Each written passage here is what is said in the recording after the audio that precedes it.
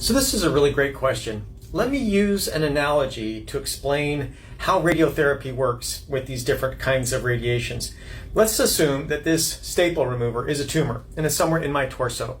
Now, the standard practice, if I'm using photons, is to have a radiation field that is shaped like the staple remover from each different direction. So if it's in my body, I'll have multiple beams coming from outside my body and crisscrossing over the staple remover. So from each direction, it maps out the shape of the staple remover, and so that a massive dose is given to the tumor, where only a smaller dose is given to the rest of the body.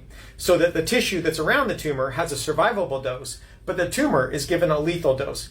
And that's how radiotherapy works. That's how we're able to cure cancer and do that with radiation, which we know at high doses can cause cancer, which is what we're doing to the tumors, to give it a high dose, but not a high dose enough that you would necessarily cause cancer in the cancer to literally kill the cancer. That's the point. Now, if you're using heavy ions like alphas or protons or something like that, you kind of do the same thing, except for when you're using ions, the nuclei of atoms, and you're using those as the radiation instead of photons, they actually do energy deposition a little bit differently. With photons, it exponentially attenuates so that you use high energy photons so that there's not a whole lot of attenuation. That way you're not getting a really large entrance dose and a small exit dose. It's kind of the same so that you're taking advantage of the averaging effect.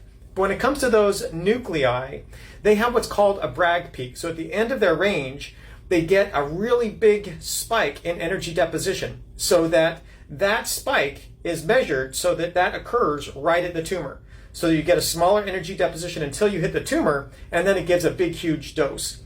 And so it's going to be a little bit different depending on which ion you're using. It's a little bit different with protons versus alphas versus carbon or something like that. And it just comes down to making those calculations because it can be pretty sophisticated, especially if you're going through bone. So great question. I hope that answered it properly. Thanks for asking. Have a good day.